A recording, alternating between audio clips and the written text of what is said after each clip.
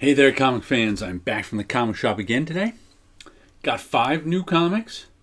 2 I pulled off the shelf, 3 on my pull list. So, a light week with only 3 on my pull list, but I found a couple of things to try out. First, I'll show you the top of the printer comics. We got an Invaders. What issue number is this? 27. And that is a Gil Kane and Klaus Janson cover. And it's funny. I looked at it and went, "Those are Klaus Janson inks," and I thought it looked like Gil Kane, but there's so few of Gil Kane's tells left since Klaus has got a very thick sort of style, so sometimes he removes some of the traces of. Matter of fact, that guy down there just looked like a John Byrne figure to me as it flashed by. But the Grand Comic Book Database says.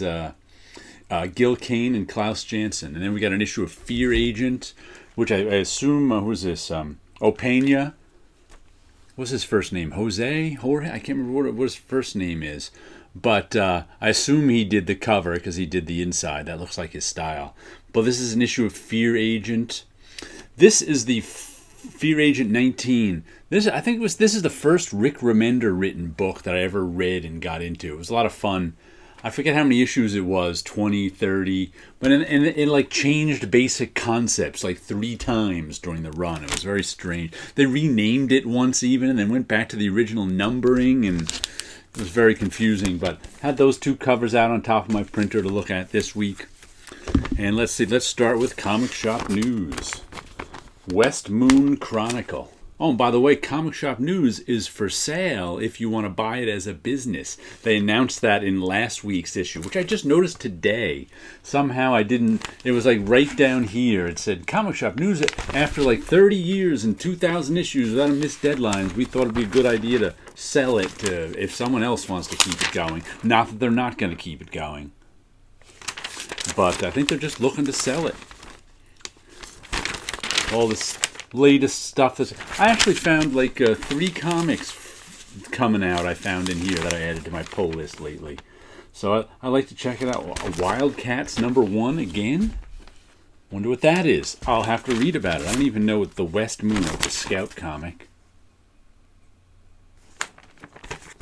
And what's that? Amazing Fantasy Remarkable Remaster Works. The remaster works will be new printings of long out of print early Marvel Masterworks with new, improved restoration, expanded bone. So I guess they want you to buy the Marvel Masterworks all over again. There you go. Let's see what comics we got. Silver Coin #14, Injury to the Eye motif. That used to be something that was noted in price guides about horror comics from the 50s. But that's Injury to the Eye, and the eye's not even in a person. Who's writing this one? Pornsak Pichetshote. I've never heard that name before. And Michael Walsh is the artist. Michael Walsh draws every issue, different artist. I'm different writer on every issue. He's a terrific artist. He really is a very good storyteller too. So I've enjoyed all the issues of this. I guess you'd call it an anthology. Like, one issue doesn't necessarily have anything to do with the other. It's just a horror book. There's a nice horror thing about this silver coin that makes evil things happen. But good stuff. Well, I believe this is the last issue of Righteous Thirst for Vengeance. Issue 11. At least that's what someone said. 10 years later. I guess it is. Pennsylvania, USA. I guess it's an epilogue issue. I don't know. I'll find out. But I've enjoyed this one. Good stuff, especially like the art and the storytelling. Then we got, I think issue 4 of this came out just 2 weeks ago, didn't it? Frank Frazetta's Death Dealer, issue #5. Cover A, Megan Hetrick. It's a wraparound. Neat cover. I think we have a new artist too. Story, Torin Gronbeck. I don't remember that name. Art, Diego Galindo. Whew, I can read. I'm a little punchy. I've lost some sleep lately. Luis Antonio Delgado on colors and Jacob Baskel on letters. I'm a little hesitant with that. This is on my pull list now because they're going to be changing artists and writers on me. It's not really an indie book then, isn't it? Well, it's a licensed book, so that's a sort of different thing. Oh, it looks like I picked up a Jeff Lemire book. Jeff Lemire, Andrea Sorrentino, and Dave Stewart. It's funny, I picked it up and flipped through it.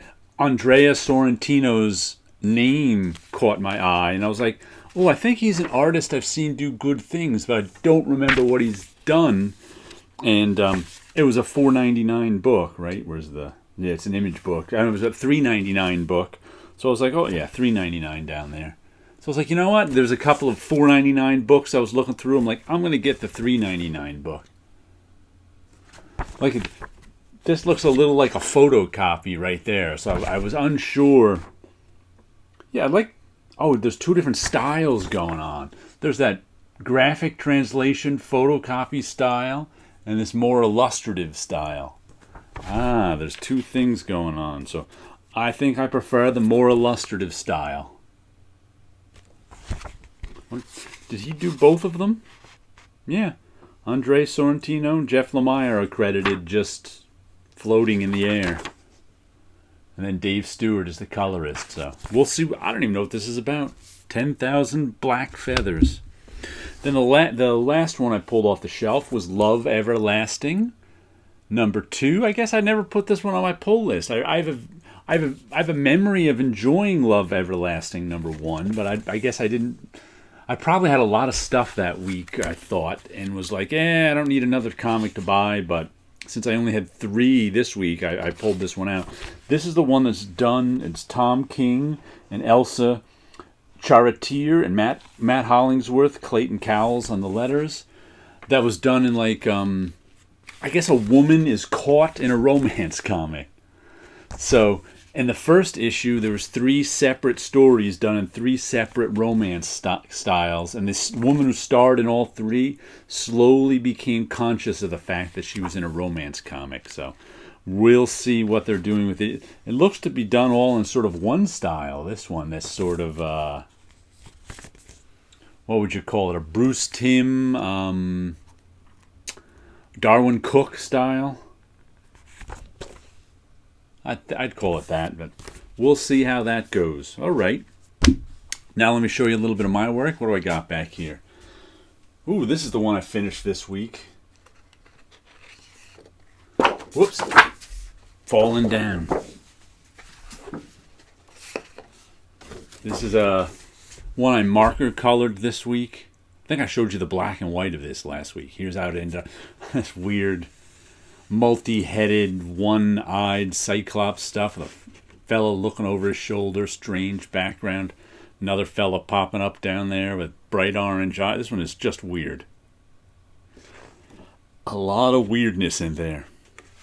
I kind of like the way it came out, but it's a little weird. Sometimes I make them so weird, I'm like, ooh, that's just weird. I don't know if I showed this one or not, or who cares. I inked it this week. It'll go in the pile to be marker colored at some time. What is this, 154? Looks like there's some schmutz on it. Oh yeah, little pieces of ink schmutz on his face. I'll clean that up digitally. Just leave it. It'll add texture to the markers too. So there you go. A little bit of artwork, some comic books, and you guys have a good week out there.